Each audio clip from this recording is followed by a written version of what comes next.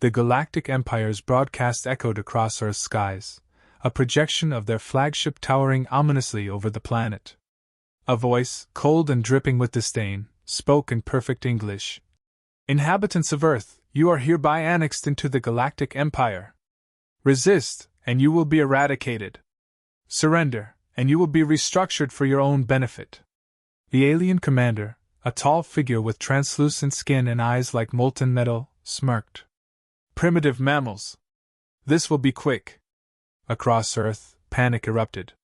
Nations scrambled to respond, but the Empire's forces moved with surgical precision. Their ships, black and sleek like void-stained blades, descended over cities. Their weapons emitted beams of light that dismantled infrastructure molecule by molecule. Humanity's best fighter jets were swatted from the sky like insects, their missiles harmlessly deflected by invisible shields. In a bunker deep beneath Geneva, the United Nations Security Council convened. Generals and world leaders shouted over one another, desperation thick in the air. "Their technology is centuries ahead of ours," a general from France exclaimed, slamming his hand on the table. "We can't fight this." "We have no choice," said another, grim-faced. "Surrendering would mean slavery. Extinction." Amid the chaos, a single voice cut through. "We don't need to outgun them," said Admiral Rourke, a weathered veteran with piercing blue eyes. "We need to outthink them." The room fell silent. All eyes turned to him as he continued. "We've faced overwhelming odds before. Vietnam, Iraq, Afghanistan.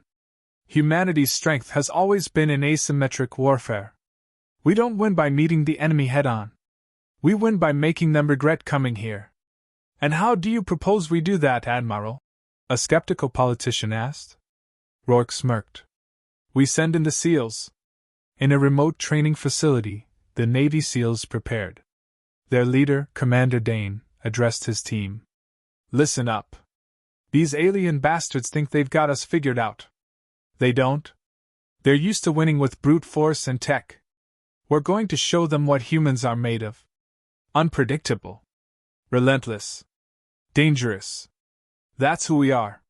The team nodded, their faces set in determination. Each member had been chosen not just for their physical skills but for their ability to adapt, to improvise, to turn chaos into their advantage. Dane held up a hologram of the alien flagship. "This is their command ship. It's the brain of their operation. If we take it out, we cripple their entire invasion." As the team suited up, the world above them burned. Cities fell one by one under the Empire's relentless assault. Refugees poured into the countryside, clinging to hope as Earth's leaders broadcast messages of resistance. "We are still here," they declared. "And we are fighting back." Unbeknownst to the Empire, the SEALs were already on their way. Using an experimental stealth shuttle designed for deep space infiltration, they approached the flagship undetected. Inside the craft, Dane addressed his team one last time. "They think we're just another species to conquer. Let's show them the difference between a soldier and a warrior." The shuttle systems hummed as it breached the enemy ship's cloaking field. "We're in," whispered one of the SEALs. Dane nodded. "Let's move. Quiet and fast." As they began their mission, Earth held its breath. The hope of humanity rested on the shoulders of these few. Each step they took a gamble against the overwhelming odds. The Galactic Empire had declared war on humanity, but they were about to learn what a Navy SEAL team truly was. The SEAL team moved through the flagship's corridors like shadows, their black suits blending into the dim, metallic environment. Alien symbols pulsed faintly along the walls, the only sign of life in the otherwise sterile hallways. Commander Dane held up a fist, signaling a stop. His eyes scanned the area, and with a subtle hand motion, he directed the team forward. No words were spoken. They didn't need them. Their first objective was the flagship's power core. Alien drones floated lazily down the halls, their spherical bodies glowing faintly. The SEALs remained hidden, slipping into maintenance shafts and shadows. When one drone came too close, a SEAL expertly disabled it with a quick EMP burst, catching it before it could hit the ground. When they reached the core chamber, they were greeted by a towering cylindrical structure, pulsating with energy. Streams of blue plasma ran through transparent conduits, the heart of the Empire's technological dominance. Dane gestured for the team to fan out. Within moments, small charges were placed at key points. The SEALs worked with military precision, each move calculated and rehearsed. "Charges set," whispered one of the operatives through the comms. Dane nodded. "We're moving to the central comms hub. Detonation on my signal." As they navigated deeper into the ship, they encountered their first squad of alien soldiers. Tall and skeletal, with luminescent veins crisscrossing their bodies, the soldiers moved in rigid formations, their weapons humming with energy. The SEALs didn't hesitate. A flashbang was tossed into their midst, and before the soldiers could react, the SEALs struck.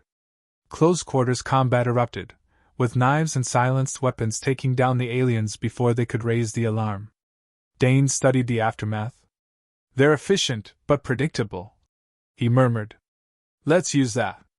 The comms hub was their next target, a sprawling room filled with holographic displays and glowing terminals. Two SEALs quickly hacked into the system, uploading a virus designed to disrupt the Empire's communication network. The rest of the team stood guard, their weapons trained on the entrances. As the virus took hold, chaos began to ripple through the ship. Alien voices crackled over the intercoms, their once perfect coordination now a jumble of panicked orders. The SEALs listened with satisfaction as one voice demanded, "What are these creatures?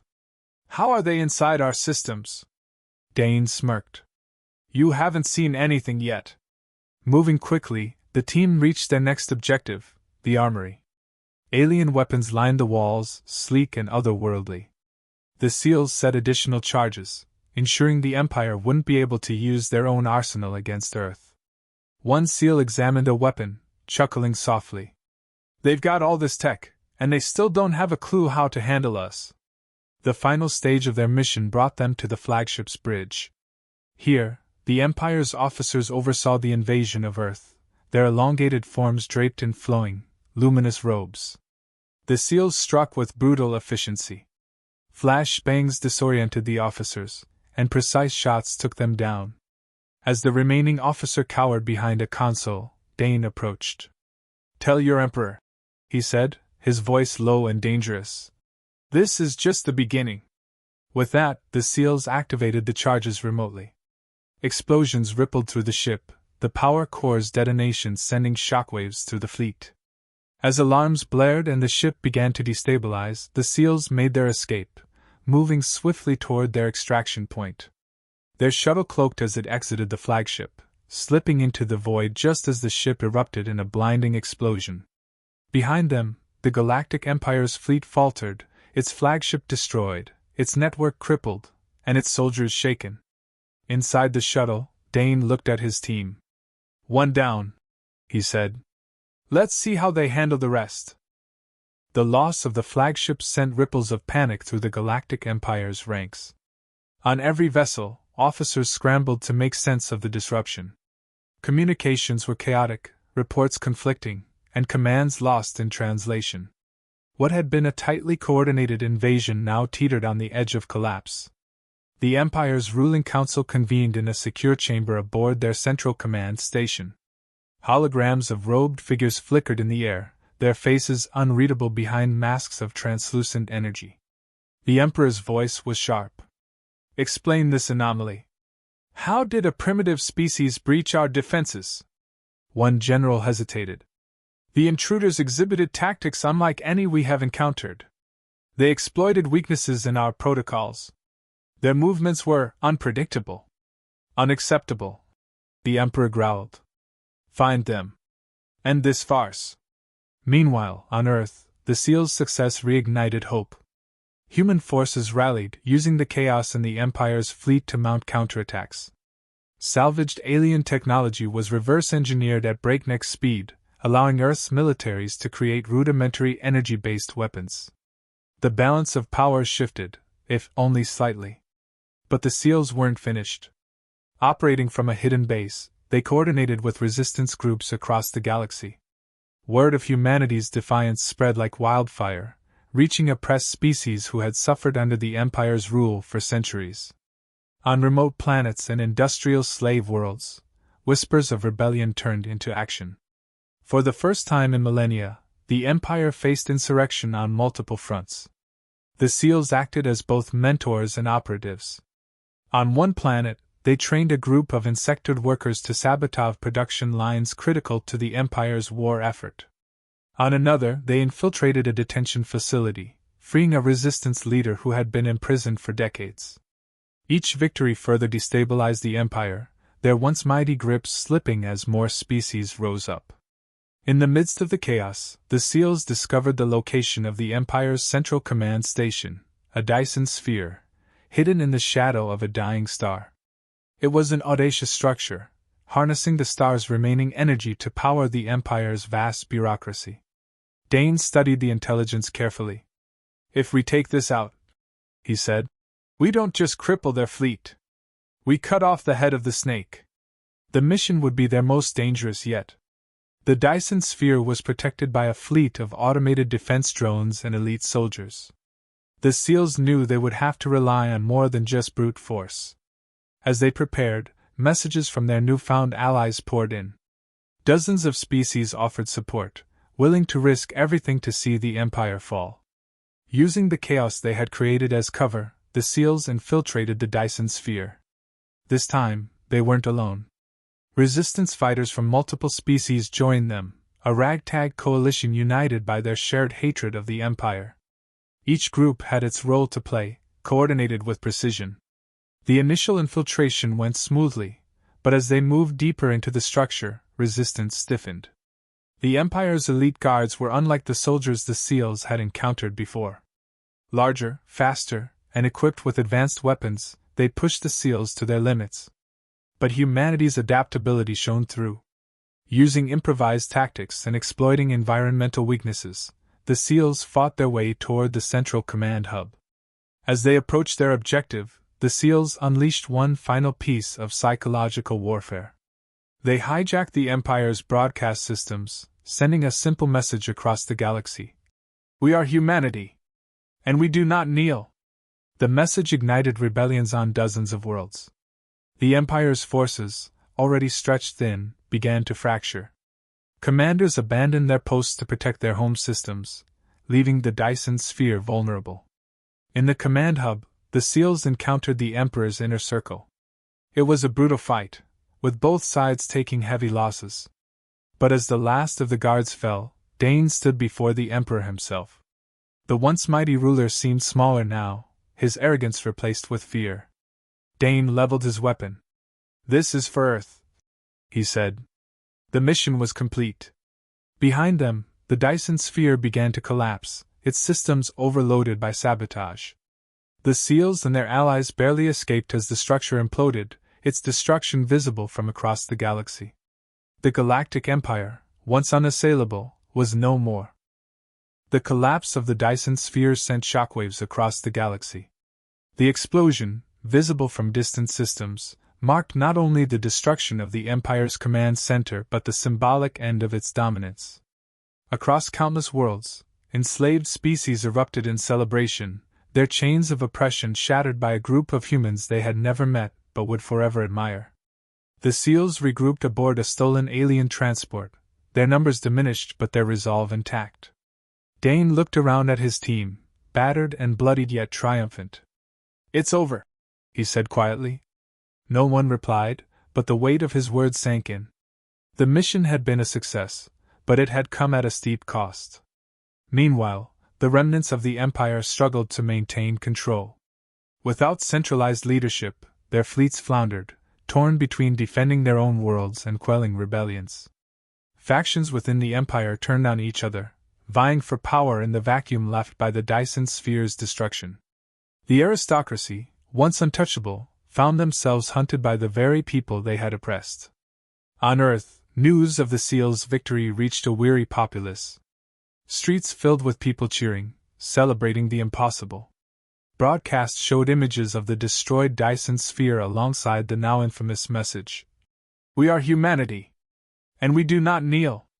The words became a rallying cry, not just for humans but for the galaxy at large. Amid the chaos, representatives from newly freed planets contacted Earth. They offered alliances, resources, and gratitude. Some even proposed forming a new coalition to prevent another empire from rising. But Earth's leaders, cautious and wary of entanglements, declined. Humanity had fought for its survival, and for now, independence was its priority. The seals became legends.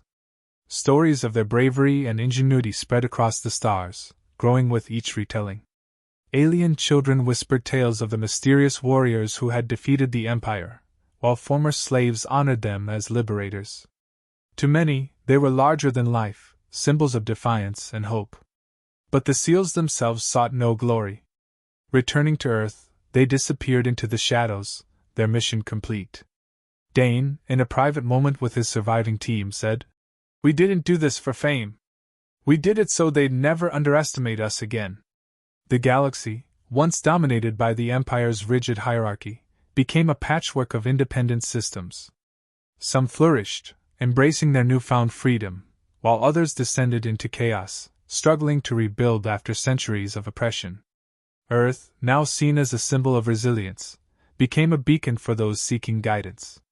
Yet humanity remained humble, knowing the cost of its victory. In the years that followed, whispers of another war began to fade. Species that had once feared the Empire turned their attention to healing and rebuilding. And in quiet moments, when the stars aligned just right, some swore they could still see the faint remnants of the Dyson Sphere's explosion, a reminder of the day the galaxy changed forever. The Galactic Empire's defeat was not just a victory for Earth but a lesson for all who sought to dominate through arrogance and brute force. Humanity, unpredictable and unyielding, had proven that strength was not just about technology or numbers but about spirit and ingenuity. And in the darkest corners of the galaxy, where remnants of the Empire still lingered, one name was spoken in hushed tones, a warning to those who might forget: seals.